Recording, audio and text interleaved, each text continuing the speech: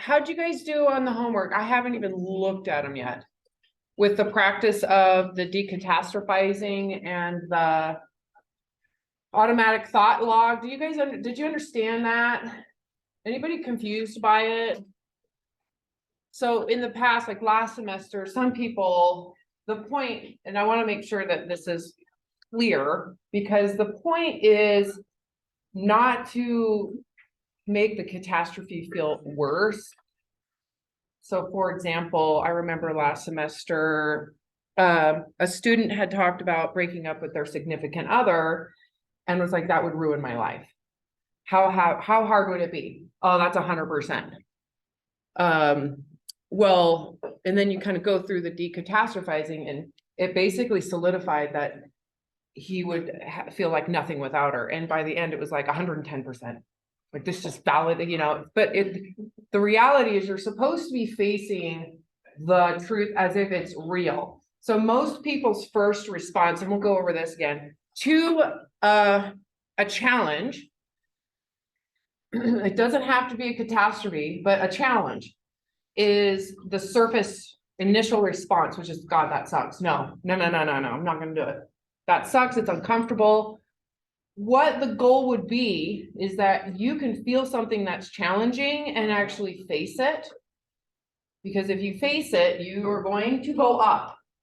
It's really develops, what you end up developing is like, you know how you develop muscle by challenging the strength of the muscle, pushing its boundaries of strength, you kind of develop a strength and resilience in handling challenge, which improves your competency, sense of ability to handle it. Even if you don't have any foresight around what the challenge what'll happen, the ability to say, I'll figure it out. So the more you're willing to face, the challenge, the more, again, it really impacts your self-esteem, sense of competency, which ultimately allows you more freedom in your life to do things. It opens up your opportunity. You're willing to put yourself out there more because you're okay ahead of time with the loss, right? So you might be applying for jobs, dating, putting yourself out there on a dating app, knowing ahead of time someone's not going to be attracted to you. You might not be the right fit, but you're willing to put yourself out there because you're okay with rejection. Like you've developed a resilience to certain things. Okay, let's get into, so today's class, I do not want to lecture so much. I know there's so much content. It's honestly ridiculous the amount of shit I'm supposed to cover. But I mean, this is a holistic health and wellness class. So we got to cover sleep, nutrition, exercise, cardio, disease, healthcare, all of those things, plus mental health, which is social health, right? Psychological, mental, emotional, all those things. So today, what I'm hoping to do is go over kind of the most impactful part of the mental health, emotional health, psychological health, which is all kind of the same, right? Similar. The most impactful ways that if I were to teach you, for example, we're going to talk about posture and alignment, which we will have a class on proper alignment, what you can do to improve it, right? So think of this as the weightlifting of emotional resilience and psychological well-being is how to undistort cognitive distortions. So just as a reminder, cognitive distortions, those are how the mind and your awareness of and perception of reality distorts when you're in fight or flight. Everybody has it, everybody.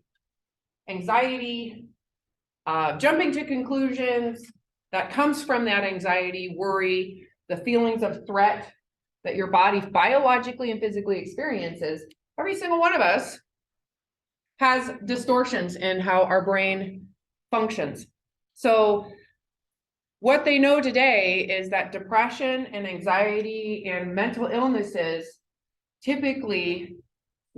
all of them sit in these distortions. And the distortions can make things worse, right? So when you're afraid and you don't like the biological feeling of fear, you're going to be afraid of fear. So you're going to be having fight or flight when you feel fear. So it just compounds itself, right? So being able to pause in that fear to feel it can make a huge impact on reducing how sensitive you are to it.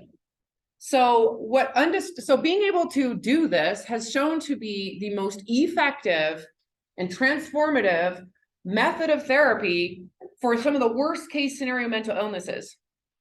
And so why wouldn't you want to learn it without all those issues? So it's not just for people who suffer at the worst levels. This is for people all over. And the studies and research in cognitive distortions and different methods to teach in a health and wellness class like this, because the idea is meant for you to personally understand and experience health and wellness on some level, is starting to happen, but there's not a ton. So we do know that cognitive behavioral therapy, which is the whole point is to undistort these distortions, is by far the most effective therapy, to some degree better than medication. And why wouldn't I teach these methods? Because they're basic. So for example, your homework that we did, the decatastrophizing worksheets, how many of you felt like there was an interesting result, like it actually did something to something you might have been stressed about? Anybody? It's so simple, right? So it's kind of amazing. So let's go ahead, and I'm going to start with this video of this individual right here. David Burns is one of the most current researchers on application of this. And so this is him talking in a TED Talk about his experience as a psychiatrist, psychologist. So he's a doctor, PhD, doing research. So he prescribes, he's a psychiatrist, MD, and he's a psychologist. And he was in the forefront of studying this therapy. I started out at the University of Pennsylvania Medical School and finished my residency, and I did a research fellowship on depression, and I was always curious, crisis depressed, why do we fall into these black holes? What's the cause of it? What can we do to turn these moods around? And I started out like many young psychiatrists, is what you call a biological psychiatrist. I was doing research on brain chemistry, this idea that depression and anxiety are due to some kind of chemical imbalance in the brain. I was treating patients with antidepressants and other medications. There were only two problems from my point of view. The first is our own research. The research we did didn't seem to confirm that depression or anxiety were actually due to a chemical imbalance in the brain. In fact, our research indicated that this probably is not the cause of depression and anxiety. In addition, I was giving out antidepressants by the bucketful to patients. I had hundreds of patients, and while a few of them were being helped, most of them were not. They were going on week after week, saying, I want to die, I feel worthless. And I said, gosh, there's got to be a better way. If the pills had worked, I would have been perfectly happy. And I thought, maybe there's some type of psychotherapy I could combine with the medications, because I wanted people to be able to wake up and say, it's great to be alive, and I have joy, and full of love, and full of life, and I was rarely seeing that. And I tried different kinds of psychotherapy that didn't seem to work. And then a colleague said, you know, there's something new, a fellow here at Penn is developing, Aaron Beck, and he calls it cognitive therapy, and it's kind of simple in its theory.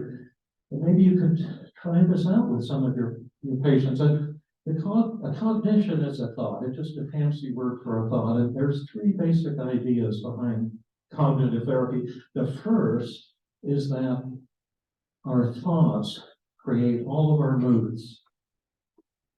And that when you're depressed and anxious, you're giving yourself negative messages. You're blaming yourself. You're telling yourself something terrible is going to happen. Now, this idea is not new. It goes back to the Greek philosopher Epictetus. Nearly 2,000 years ago, he said people are disturbed not by things, in other words, not by the events of our life, but by the views we take of them. That we create all of our emotions, positive and negative, at every moment of every day through our interpretations of what's going on. And it goes back even before Epictetus to the Buddha, who was saying the same thing 2,500 years ago. Well, the second idea is that when you're depressed and anxious, those negative thoughts, I'm no good, I'm a loser, what's wrong with me, I shouldn't have screwed up, I should be better than I am. Those thoughts are not realistic thoughts. They're distorted. That depression and anxiety are the world's oldest cons, and that there's 10 distortions that you always see in the negative thoughts of individuals who are depressed and anxious, like all or nothing thinking. If I'm not a great success today, I'll be a total failure. Shades of gray don't exist. Or overgeneralization, seeing a negative event as a never-ending pattern of defeat, or should statements, or self-blame. And the third idea was that you could train people to change the way they think and then suddenly change the way they feel. Well, I heard that theory and I said, that sounds like so much bullshit. I know my patients have negative thoughts. That's certainly the case, but you can't help serious suicidal depression with some kind of power of positive thinking. And I told the colleague this. He says, well, David, why don't you go to his next weekly seminar? And as part of your research, try this with a few of your toughest patients, and then you can prove to yourself that it doesn't work. And I thought, that's a great idea. I think I'll check it out. Well, the first patient I tried it out was a woman referred from the intensive care unit of the university hospital. She had made a nearly successful suicide attempt. An elderly Latvian immigrant, and they referred her to me for follow-up. And I said, Martha, there's this new form of therapy. I'm doing some investigating, and would it be okay if I present your case at this weekly seminar? And then I could tell you what they say, and maybe we could find some new techniques. And she was fine with that. She gave me permission. So I presented her case to Dr. Beck and said, but how would you use this cognitive therapy with someone who's suicidal? And he said, well, our thoughts create all of our emotions. So just ask her, what were you telling yourself the moment you tried to commit suicide? So I went back to her and I said, well, she said, what'd you find out in the seminar? I said, well, I'm supposed to ask you what you were telling yourself the moment you attempted suicide. What were your negative thoughts? And she said, oh, I was telling myself that I'm a worthless human being because I've never accomplished anything meaningful or significant in my life. And she said, now what am I supposed to do about that? And I said, I'm not sure. You have to wait a week. Go back and ask at the seminar. So I went back and said, here's what I found out. What should I do? And Dr. Beck said, well, one technique we use is called examine the evidence. See if what you're telling yourself is true or not. Ask her to make a list of several things she has accomplished. I thought, yeah, that makes sense. So I went back and she said, what did you find out at the seminar? I said, you're supposed to make a list of several things you have accomplished. She said, well, that's just the problem. I can't think of it. And I don't know, maybe some of you folks felt that way sometimes. Look back on your life and say, what have I done that was really meaningful, that was really significant? What did my life really amount to? So I said, well, why don't you take it as a homework assignment? Maybe you can think of something. Well, the next week, I forgot I gave her the homework assignment. I did my usual non-specific schmoozing and how are you feeling and you need a refill on the antidepressant and this type of thing. And halfway through the session, she said, well, aren't you going to ask me about my homework? I said, oh, I forgot. Did you come up with anything? And she handed me a list of about 7 or 8 things that she had accomplished during her life. And the first one, she said, I overlooked the fact that I smuggled my children out of Nazi Germany. My husband died in the concentration camps. All of our relatives died in the concentration camps, but I got the children out and we made it to America. And I worked scrubbing floors and cleaning people's houses to keep food on the table and to keep a roof over our head. And this week, my son just graduated first in his class from the Harvard Business School. So I thought, well, maybe that's an accomplishment. Then she said, and I forgot that I speak 5 languages fluently. And I'm a gourmet chef, and she had all these amazing things. And I said, Martha, how do you reconcile this with your claim that you're a worthless human being who's never accomplished anything meaningful? And she said, Dr. Burns, it doesn't compute. It doesn't make any sense. I don't know how I could have been thinking that.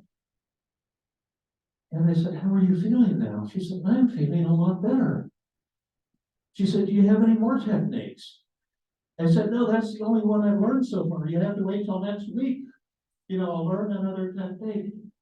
And so that's how it began to go. And I began to see patient after patient. And I've been stuck with some patients who said they think they're depressed, had failed therapy for more than 50 years. Some who said they never had one moment of happiness in their entire life, suddenly experienced joy and self-esteem. And I said, this is the thing I want to commit my life to.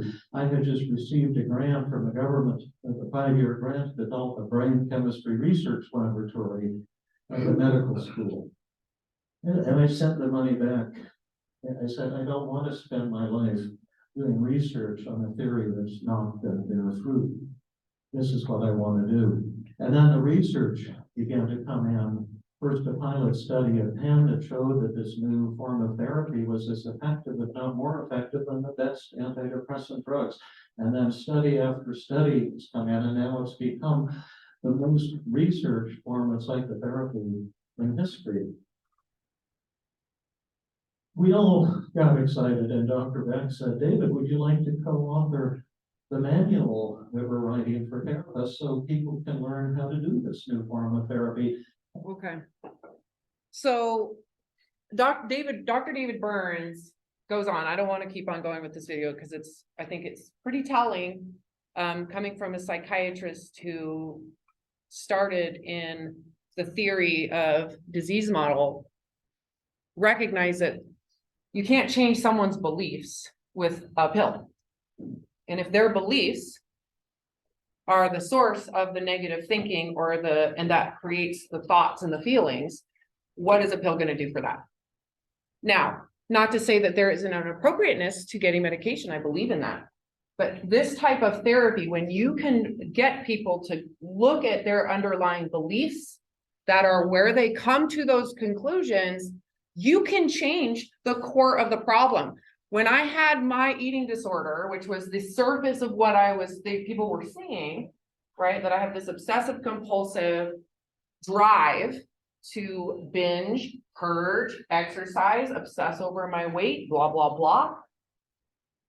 I knew when I chose to commit suicide, there was nothing that anybody could do. Inherently, I intuitively felt that because I didn't think my beliefs about thinness were a problem at all.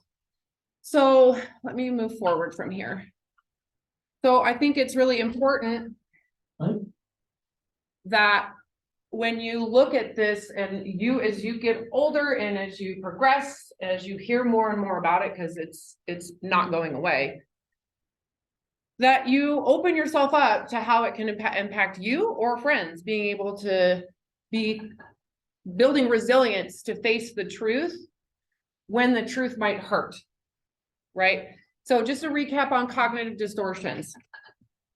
They are thoughts that cause individuals to perceive reality incorrectly, right? So for example, if we use body image, so in our minds, a belief of how a body should look based on what we think is valued, again, to fulfill that third hierarchy of need for belonging. If there is a look that you can achieve that will perceptually give you a sense of value to your community, when you look at your own body, it's going to magnify what you think is wrong. So body dysmorphia is that's a cognitive distortion where you're like, oh my God, look at this little piece of fat right here. You're distorting it because in your mind, that's a threat to your survival. You're not conscious about that survival need, but the brain in survival mode does that. It magnifies and distorts everything. So again, the glasses are like, yeah, it's raining, but someone who is in fight or flight will go, this is dangerous, it's horrible, it's so bad. They're going to magnify the worst case scenario, which ultimately hinders how they function, and over time can be very depressing because you don't have any sense that it's going to get any better than that, because you'd have to change your beliefs about what you can and cannot handle. So usually your distortions are always biased towards negativity or what is threatening, or maintaining what your safety is. So we're going to go into that.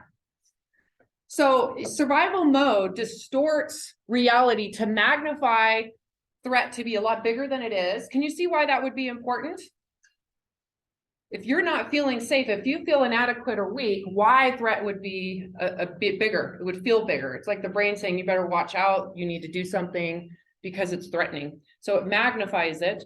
So for example, with dieters who tend to be dieting for these issues, this is all they see is food, what's in the food, how much food they ate. It's like your central focus of your mind distorts everything to be bigger, and everything else is unseeable. It's like the background here. So again, with the eating disorder, because my body fat was the threat, dieting became my rescuer, it became my savior. And so by seeing food magnified, it felt safe, right? So a lot of these distortions are also about safety. In fact, I would argue most of them are about safety. So oftentimes you'll see this with people's belief systems. They won't look outside of it, because if they do, it would make them feel unimportant. So it does feel like this. If any of you guys have had mental illness, this is what it feels like. All you can see is filtered through your fight or flight mechanisms. So all you see is danger, or all you see is what you're obsessing over. So once a solution seems safe, it becomes the central focus. And oftentimes when you find something that feels safe, you don't notice anymore what was threatening, because you found something that's safe, right? You found a coping mechanism. And so that coping mechanism just becomes your focus because it feels good, right? When you find something of safety, you're stimulating that hedonic area of the brain. Again, anytime that survival is perceived to be secured, that area of the brain lights up. So you're getting pleasure off of your coping mechanisms. And not only that, if you look at brain scans of people who are addicted, their brains are high before they actually start the substance, oftentimes because they are already in the freedom of accessing it. How many of you have felt that? You're pumped to party. You're pumped before you're partying to party. Right. That's what we're talking about. You get, and it doesn't have to be always in fight or flight. It can just be you're excited to have fun. But when someone's in fight or flight, that fun is magnified. It's bigger, right? So someone in fight or flight is going to have a far stronger response to a coping mechanism than someone that's not. Then the underlying threat can go unnoticed. So people over time don't notice the underlying problem. And so this is where the underlying beliefs, the core beliefs that are usually the source of why you have the thoughts that create the feelings. So as an example, imagine as a child, you feel stupid, right? You feel this is what the dunce is. Did you guys know that they used to put a dunce hat on people who were, yeah, they literally would socially shame. That was really cool with your grandparents. They were socially shamed, or your great grandparents. So if you felt stupid as a kid and felt disconnected, you might have said, okay, well, I'm going to be athletic then. I don't want to feel disconnected. So I'm going to try to find a way to feel better. So you might not even recall the original feeling of feeling dumb or stupid, because you compensated with I'm fit, I'm athletic. And so that becomes your central focus. And you might have identified by it, or I'm super funny, or I have the nicest clothes, I'm rich. And that becomes a central focus. So you might not know. So what you'll notice over time is that you have anxiety when you're comparing, when someone's more funny than or you're not doing well athletically, right? Because you compensated by saying, I'm super fit, I'm super athletic. So when that starts to struggle, now you get some anxiety, or panic. So the thought would then be, failing in sports is bad. But what might be underneath that is I'm stupid. So it reveals maybe a core belief that might not be so obvious. So for me, I obviously compensated with an eating disorder, right? I compensated with controlling my body. I thought that's what it was about. Right? That I just thought, hey, if I'm lean and hot and the most athletic and the most healthy, fit, that will make me feel better. So eventually that became something that destroyed my life. And so to give that up meant I had to face why I gravitated to that so intensely. And what was underneath that I had no idea was connected to it was shame based from my religious ideology. I had broken a cardinal rule. I had sex before marriage. And I believed that to be sacred. And because I believed it so wholeheartedly, when I struggled to not have sex with that hot guy, I felt horrible. And I remember feeling out of control. And I had to put myself into a position of I don't want to say it that way, actually. I was very naive, and I was sexually assaulted. And I didn't have a voice. I didn't know how to say no. I didn't know how to talk about it. And so the other person had no idea that I was going through trauma at the time, because I was so paralyzed that it's unfair to say that I was sexually assaulted, but I was, because I didn't have a voice. Because I don't think that this person would have done it if I had said, "You get off of me. You're dumb." He would have been fine, but I didn't. So the experience was extremely traumatizing for me. And that one experience kind of began this, like, I need to feel better about myself. I need to control. I can't do it anymore. I'm done going to parties. I became obsessive about cleaning. And I started to immediately obsessively diet and exercise. I did not even make that connection until I was willing to look at why. What would happen if I took away my coping mechanism? And what was left was this horrible degree of dark shame connected to my sexuality. Having sex before marriage sounds so ridiculous, but it's what it was, right? So being able to go down into it and question it is not easy to do, but you have to ask the question. So this is the example. The problem is the underlying belief. Like in the example of, I'm stupid and I'm going to compensate by making sure I'm rich. Well, when you have a hard time being rich, you might struggle, but what might be underneath that is, well, I feel worthless because I'm dumb. And then the question you need to ask, so with this behavioral therapy, the question would be, is this true? Is it true that you're dumb? Right? So getting down to the original belief and asking if it's true. So there's two directions. Is it true? And if it is true, is it really that big of a deal? Right? So you do both. You don't just say, no, it's not true, because you're still sustaining the belief that someone who has a harder time learning is bad. So the question is it really a bad thing for someone to struggle learning? Right? Does this make sense? How you work it down? Again, it's really not that easy, but it is. So the other thing I want to address too is the fact that so many people in their adulthood carry perceptions about themselves that started in childhood. And they never have thought to go back and question if that child was accurate, or even had the capacity to understand what was going on. So I'm going to use an example of, I have a lot of examples, but I have a client I worked with who had been diagnosed with binge eating disorder.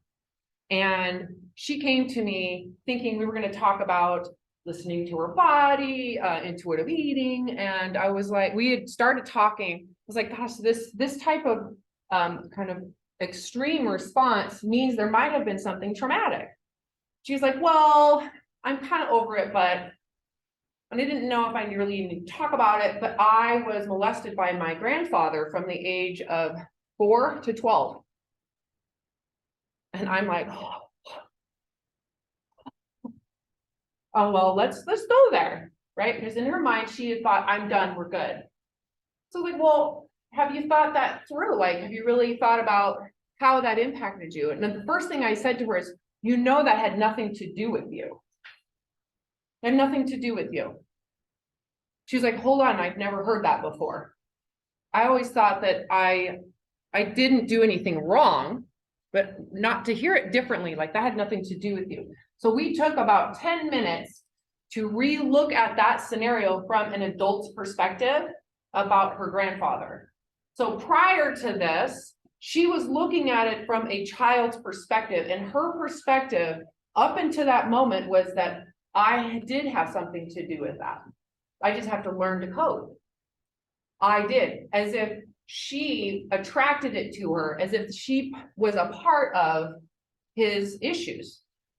So I want you to think of this for 2 seconds. What child, when you think about that situation, what did she do that made her, like, what did it have to do with her? Or did it have to do with him? What did she do that this made her involved in? She did nothing. This had everything to do with his previous trauma. He was probably molested and all the shit he was dealing with. And she just so happened to be an innocent person, a body, right? That he manipulated. She had never reframed that. In her mind, she was broken. I attracted that. There's something wrong with me, which is how survival brain works, right? Because if you can be the blame, you guys remember the shame rating I had you read? If I'm to blame, I can fix me. So it's a self-protection. Because if there's something wrong with me, I can make myself better to prevent that happening again. So that's how it works. That's how I felt after I came out of that traumatic experience on top of all the other trauma. Is I thought I can fix me, then that won't happen. So for her to go back and go, oh, that had nothing to do with me. I was an innocent child, totally innocent, nothing wrong with me. I was in a situation where this person took advantage of my innocence. That had everything to do with him and his issues. It shifted everything. So we took a core belief about her having something wrong with her being damaged and needing to fix herself, and eliminated it because she could see clearly from an adult's perspective that a child in that position didn't do anything to attract it at all, right? There is nothing bad about her or any child in that position. So to reframe that, I don't think she binged after that, because the work was so intense. Once we shifted that core belief, she didn't feel that she needed to control her body. She didn't feel, so her need to be thinner stopped. So her issues with food went away because she wasn't feeling shame about food anymore. The shame about food and the binge eating were all on the outside as part of a compensation for feeling that she was a bad human being. Something was inherently flawed with her, right? So changing that belief completely shifted her mind and view of herself. So I want you guys to really think for a second, what hardship have you been through as a child? It doesn't have to be a big thing. Could be your parents got a divorce. I could say, like, for example, I had this bunny rabbit my parents got me. I was like 8 and it ended up dying. And I thought it was because I sucked. And to this day, I am always super extra careful with pets, right? But I didn't have anything to do with that.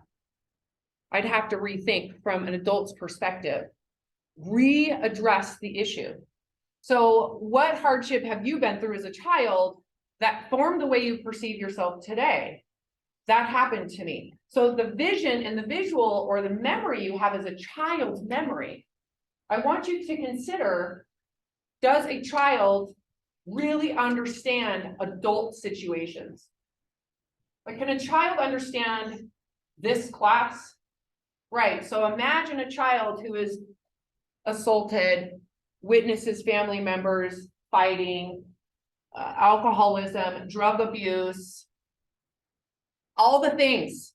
How can a child perceive that accurately? Is it possible for a child to perceive trauma accurately? Chances are, no, of course not. But the way you perceive it as a child is to try to protect yourself, and you cope the way you need to. So if you don't readdress the experience from an adult's awareness of that experience, you will not ever escape trauma. The only way to undistort the trauma would be to update the software to understand the context around that experience. Why a parent would struggle with addiction.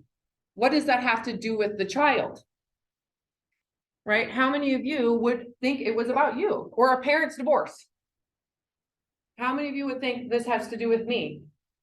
It would be understandable because we're not developmentally as children narcissistic by nature. We have that narcissism. We think that we are the center of everything, right? When that teacher pulled my hair in second grade, I was playing with my hair and she came over and pulled my ponytail to get me to stop. I thought that was because there was something wrong with me. I didn't think it was because she was having a bad day and clearly has problems, right?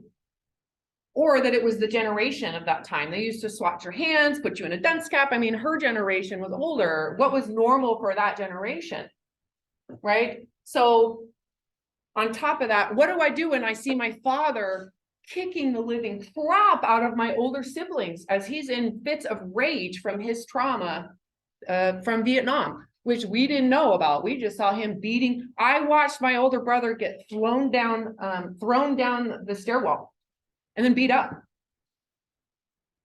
How do I process that? I thought we had done something wrong. I thought maybe we need to be more quiet, right? So that's how we protect ourselves. So to reframe that experience so that I don't demonize my father and victimize myself, to be able to say, hey, that was trauma. He had horrible PTSD that was never addressed. They didn't even know what that was. Can you see how that might reframe everything? So reframing or recontextualizing is another way of describing your beliefs or the way you perceived reality as a child can make a huge impact in how you function as an adult. So many of what people struggle with into adulthood can be because they're holding on to a child's perspective. They don't know that that is what that is. They just have it. It becomes a core belief. So that's something to think about. If you go back in your own experiences that may have affected you, even as a teenager in junior high, how many of you still have issues thinking about how you were treated or something that happened in junior high and high school? Being abandoned, left out. Maybe you weren't invited to a party in 5th grade and it felt disconnecting. You felt left out. How that can impact your sense of worth. If you don't understand that this is a clique or what cliques are, how do you manage that when you don't understand it? And the first thing you do is think there's something wrong with me. So oftentimes we compensate by saying, you know what, I'm going to be smart. I'm going to be smart. I'm going to be super smart. I'm going to be the smartest, right? So we do that compensatory thing to feel better or feel connected in some other way. I'm going to join this church that is really inclusive, and that's going to make me feel like I have a group, right? But you might be compensating to try to find a sense of connection that came from when you weren't invited to a party, or I wasn't invited to this party because I'm not fill in the blank. Maybe I'm overweight and I've been left out. So maybe that could be why you're obsessed with dieting, because underneath there, you feel that if you don't lose weight, you're going to be left out. Those underlying beliefs need to be looked at. So core beliefs about one's worth and one's capacity to handle hardship usually stem from child's perspective. So the goal would be to start to question what is the truth. Now that you have the ability to have context and frameworks around why things are the way they are, right? Question those perspectives with your adult awareness. So every person I've worked with, that's one of the first things that we do. They have their story, right? And I know as their coach, I don't believe it. I'm not telling them that, but I know that that's the perspective they probably had, especially when they were children in junior high, how they see their parents. I have clients in their 50s who are still living as if they were 12. because they still see and frame everything the same way. And so to go back to that and to actually ask, are your parents actually like that?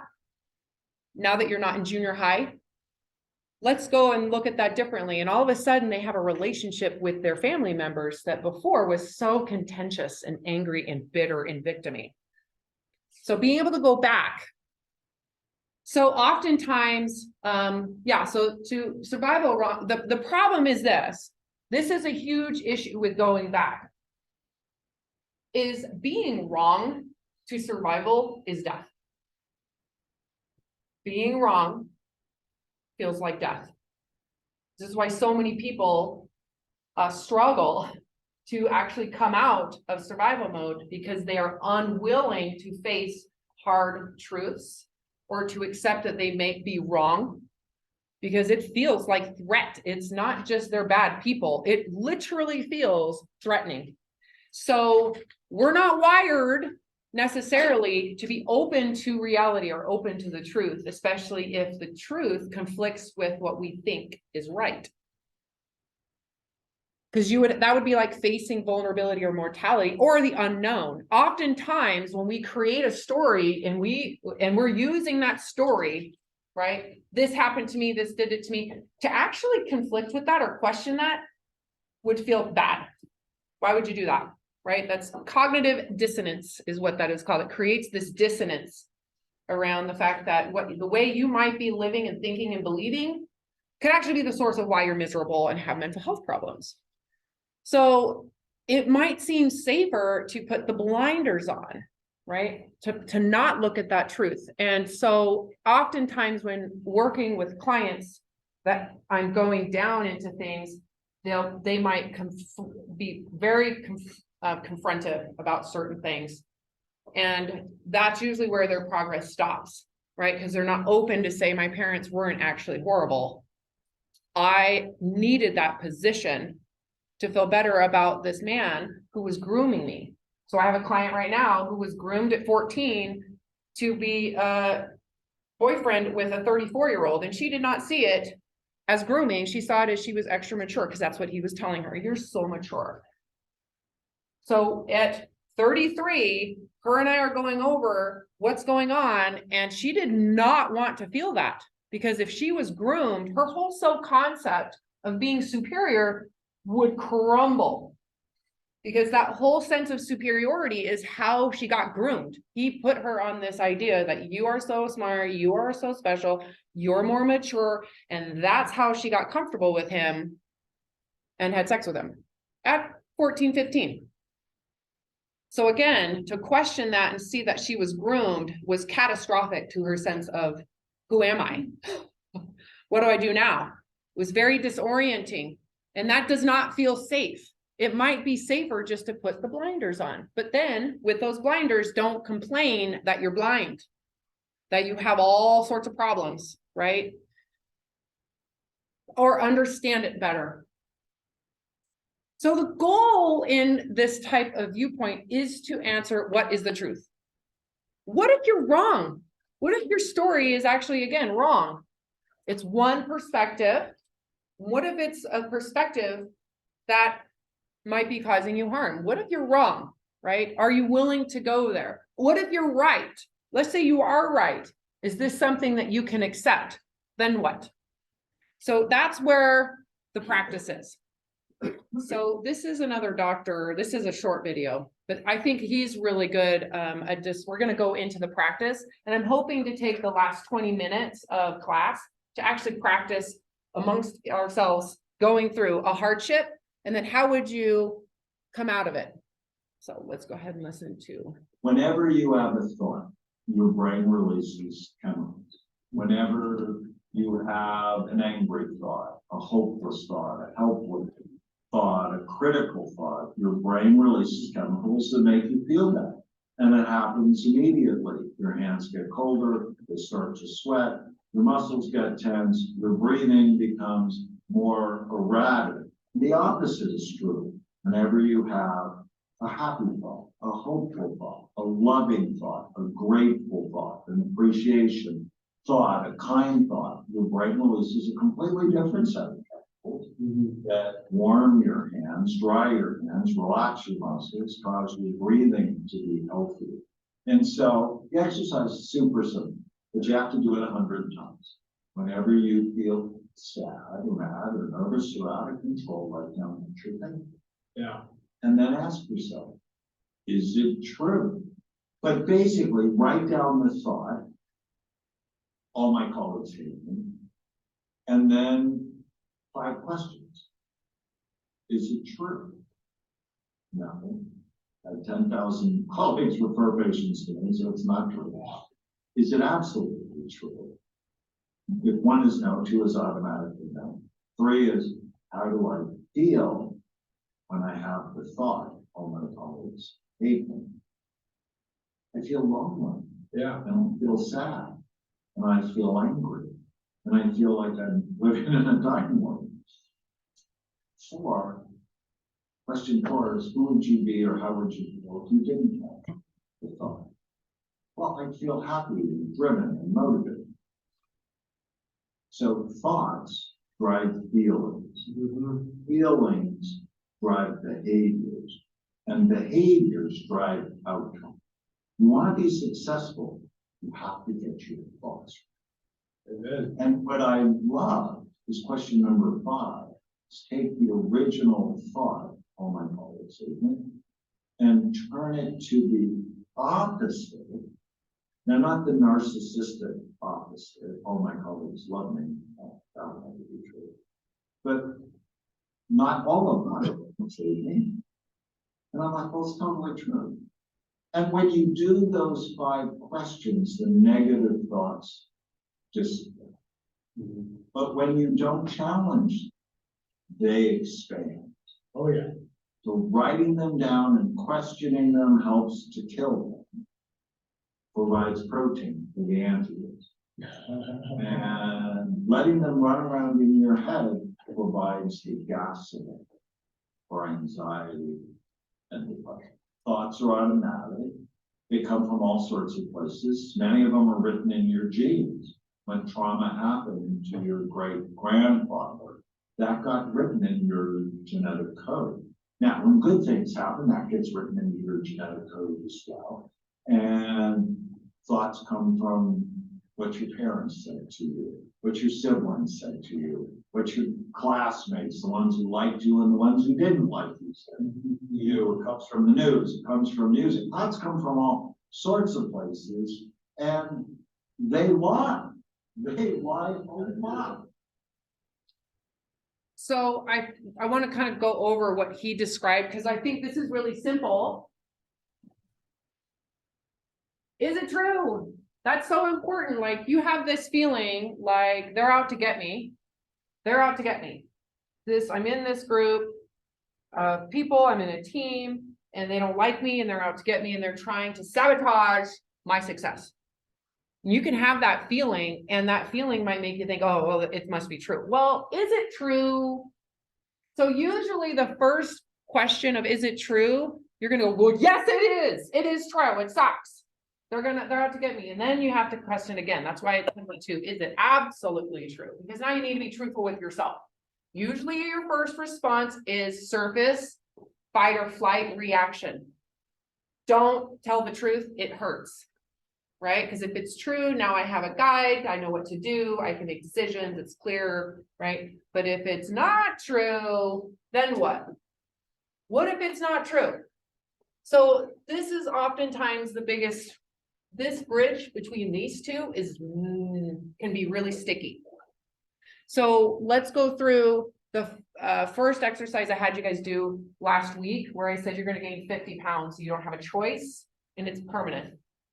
The first thought is, I can't handle that, or that's horrible, or I'll never go out. Is that true? Think it through. Think it through, actually.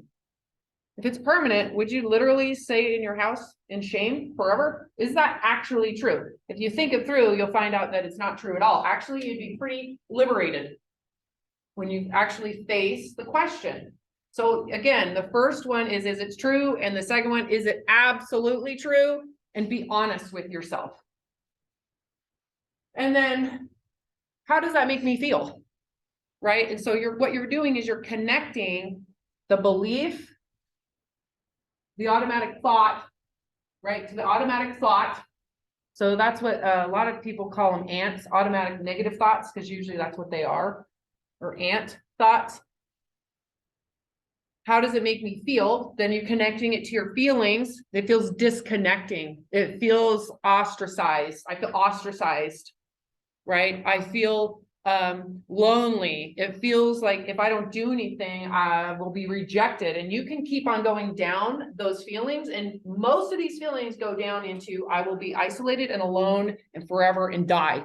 Because it always comes down to that third hierarchy of need. Every freaking time. So what would it be like to not have that belief? What if it's not true? What if the belief doesn't even exist? It should feel good. So what you're doing is you're playing with your brain chemistry actively while you process, versus not questioning your assumption, immediately thinking that it's fact.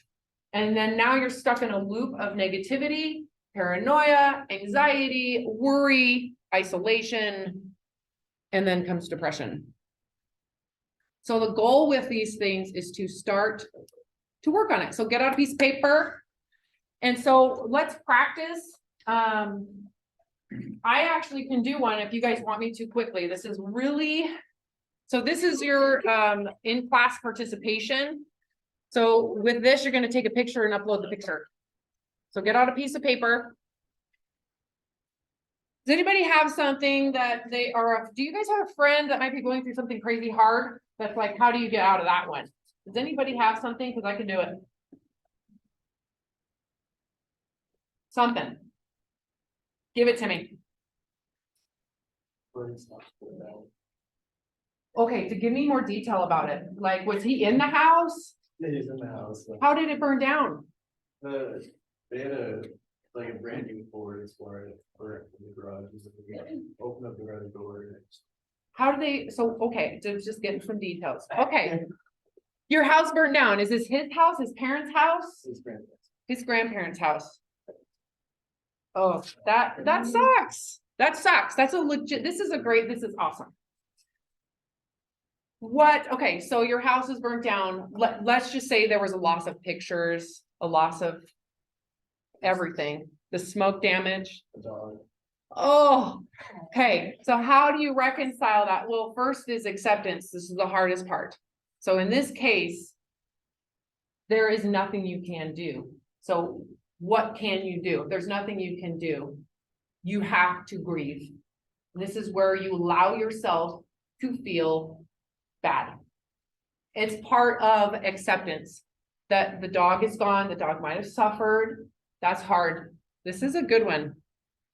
So going through the grieving process, accepting the loss of your things, your parents, they might have had family heirlooms in the house, living in a hotel, having to buy all new clothes, going through the process of having insurance. The key here is the radical truth, living in radical acceptance. How many of you have heard radical acceptance? This is a radical acceptance moment. So how do you undistort that? Well, in this case, I'm not sure there's a distortion versus a reality. So if, let's just say they were paranoid about it and it hadn't happened, that might be a better undistorting story. But in this case, how do you recover from that? Radical acceptance. Grieving the loss of the dog, having a memorial for the dog. I think he was more sad about it this thing. Oh my God. Well, the parents might have felt a little different. Yes. The grandparents. So I'm thinking from their perspective. No, I'm talking about his grandpa. His grandpa had a Mustang and he's wanted to see his kid. Oh, you kidding? So this is where he needs to get over it. And insurance will probably cover, it won't be the same, but acceptance. If you can accept it, he would be bitter. So we can go with what would happen if you don't accept that? Anger, resentment, bitterness, victimhood. If you're not willing to face the grief or the loss and accept the grief or the loss, how can you come out of that? Right? So facing the truth would be facing the grief and the loss and then accepting it, right? Accepting it and then rebuilding.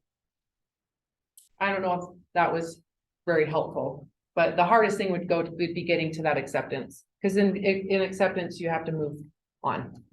Anybody else have something that might be really hard to undistort? Because we're going to start doing some practice.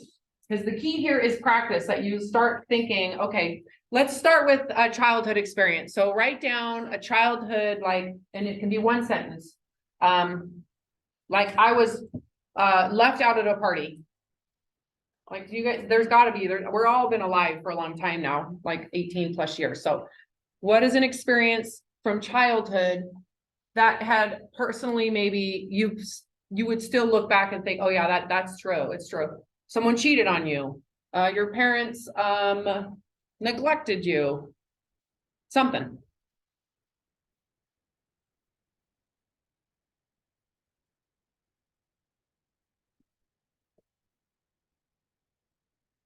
So what was the catastrophe? So we're going to go back, not the current. What was the catastrophe?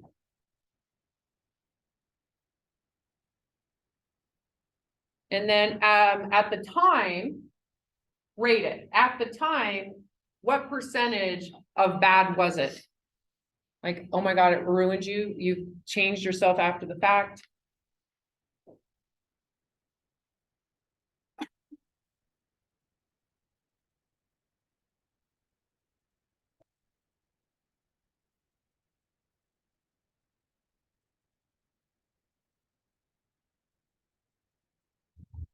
So the next thing I'm going to add into this is add your adult's perspective. So on the side, right?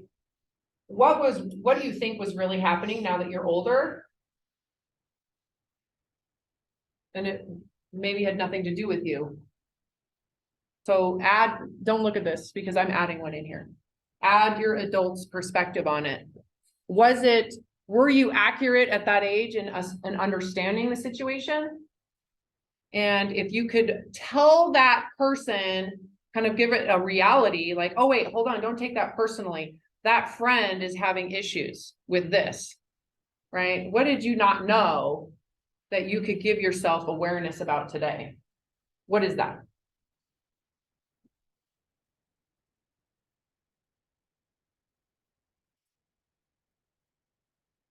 Had you known that information, don't look at these, I'm not following this. Had you know that information, rate it differently, or would it be different had you known the situation?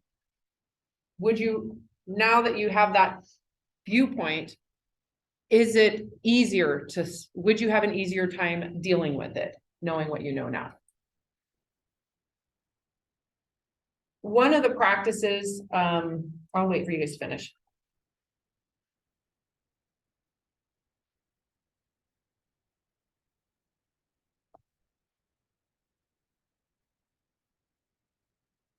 I'll use myself as an example. Had I known my father had PTSD that was unaddressed, I would have responded very differently as a child. And I think, of course, everybody might have. My older siblings, they got more physical abuse. I got more psychological abuse with religious indoctrination. But had I known, I wouldn't have attached so intensely to what he was doing as something that I was a part of. I would have seen it as he doesn't know what he's doing. I would have had more compassion and understanding, and not internalized his problems as my problem. I probably wouldn't have internalized the religious indoctrination so intensely. So if I hadn't done that, I probably wouldn't have felt so horrible about myself. So can you see how reframing that, my dad, reframing that probably would have changed the outcomes? And ultimately I had to reframe it to recover. So, okay, so let's move on to a current catastrophe. And this was part of your homework, but let's find something that you're more willing to face. So it can be something as simple as, what if you don't pass the class and don't graduate? What happens if you don't have money to pay for school? What happens if your boyfriend or girlfriend breaks up with you? What are you gonna do if your parents get divorced? So find something that is more relevant to you. Like, what if I don't get to play in this event? What if I don't get this job? Something that to you feels like that would suck. Like, find your 10 and write it down.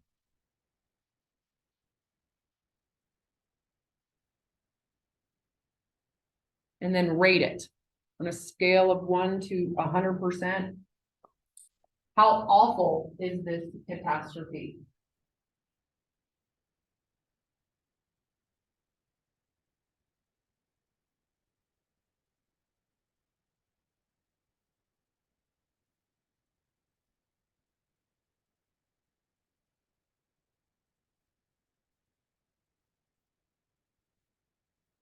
Next, how likely is this to occur? What is the probability of this happening? You might not know. In your mind, is it like 50%? Has this happened before? So we're just trying to get a gauge of what, because it might be 100% likely, right? There's nothing wrong with the answer. Just try to figure out what's the probability. So for example, when I had my eating disorder issues, I believed that if I did not diet, if I did not exercise an hour, I was going to blow up to 500 pounds. Like, it literally felt like that. And it felt like, so there was two parts of my mind. The logic said, that's stupid. That's not going to happen. You might gain 10 pounds or 15 pounds. But my emotional survival brain was like 500 pounds, so big you can't walk. And that was actually running the show. So is there a distortion? That's what you're looking for, the probability.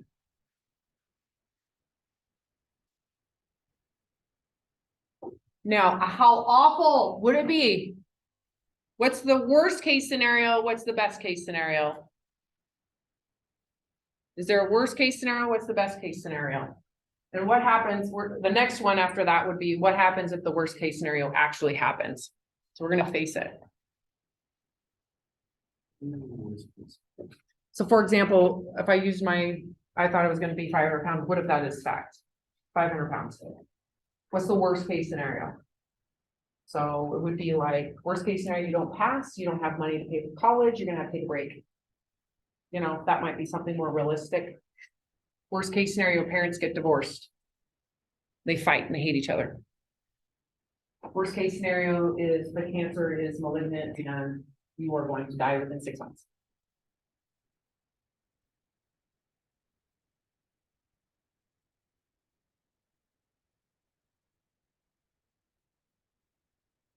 So with that worst case scenario, what would happen if it happened? So there's is it true? Is it really true? And if it is true, because that's where we're going right now, if it is true, can you adapt?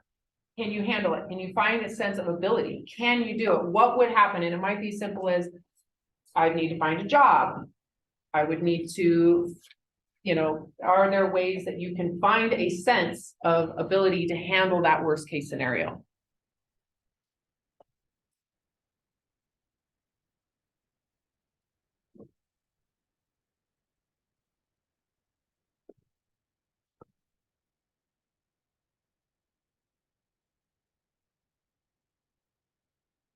Another question would be, what would someone, if this was happening to a friend of yours, what would you say to them?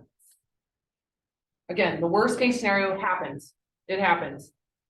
And they're adapting, right? They're figuring it out. What would you say to them? How would people want to, what would they say to you? And be realistic. There's what your fear might tell you, and then there is what is real. And sometimes what you fear is real. They're going to be rude. They're going to abandon you. They're going to discard you and think you're worthless. That might be the case. And then the question is that, can you find a place of being okay with that?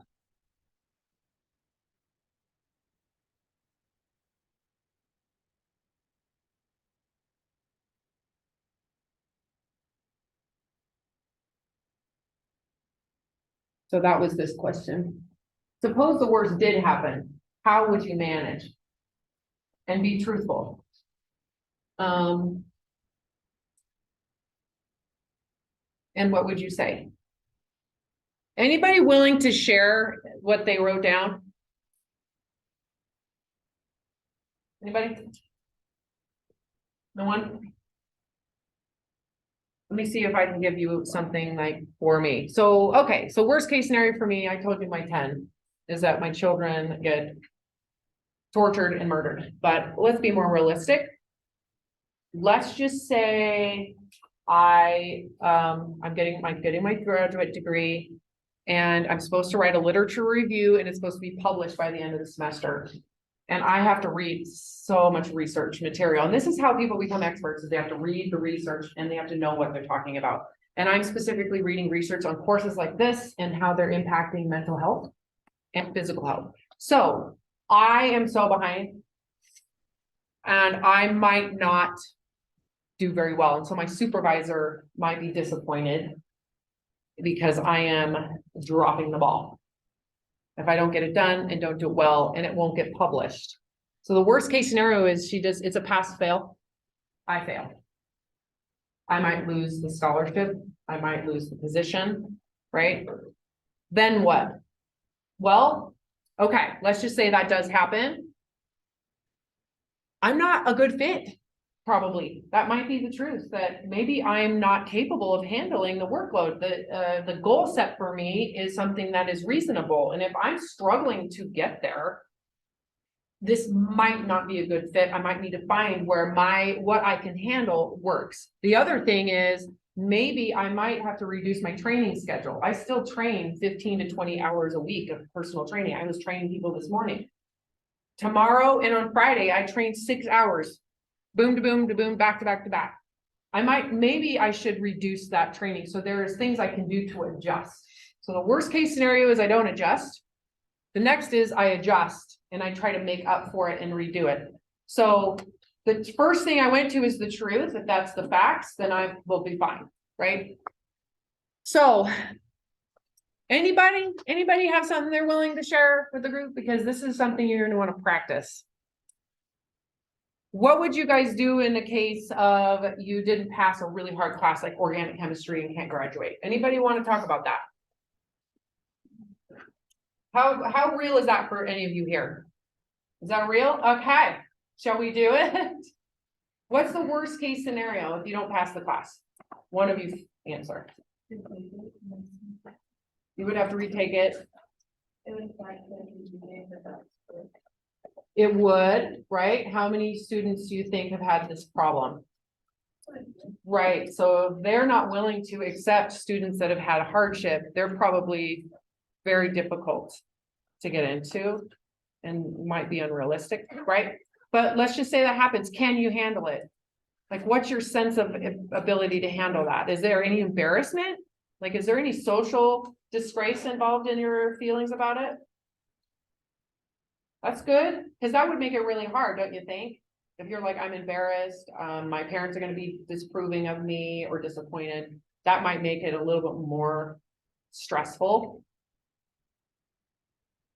Right. What if you don't get into the grad school you want to get into? Great question. Right, like go there. What will you do?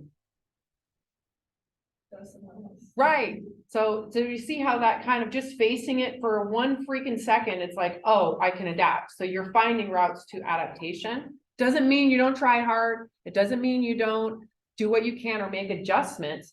It's just, it takes that trigger of fight or flight. You want to get that out of the scenario. The ultimate goal when you have a challenge, anything challenging like that, is you go there first, get to a place of acceptance, so then you start to function a little less defensive way of being. Because if you're not facing that and not accepting that ahead of time, oftentimes you're doing things to protect yourself from it, and it's exhausting. It's exhausting. So being able to say, you know, when I applied for this position, if I don't get it, I might not be the right fit. I'm okay with that. Can I handle that? yes, then I'll find where I am a good fit. So that takes the pressure out. Again, it doesn't mean I didn't try, I didn't write, didn't have people sign and do all the things. It just meant that I was okay if I didn't get the result that I wanted. So in the end, the goal is for you to be able to say, it would be awesome if I got into that grad program, but it doesn't have to happen. That's the goal. It would be awesome if, you know, your friend could find the car that they burned in the house burn. He can find an alternative, but he can't, he's fine too. So being able to recognize that you can have a goal to achieve, but being okay if that goal isn't required. Right? If that happens, I will adjust. Being able to face it first so that you can reduce your inflammation and reduce that fight or flight response in the mind. Any questions about this? So next week, I'm pretty sure we're going to start with the physical part of health and wellness.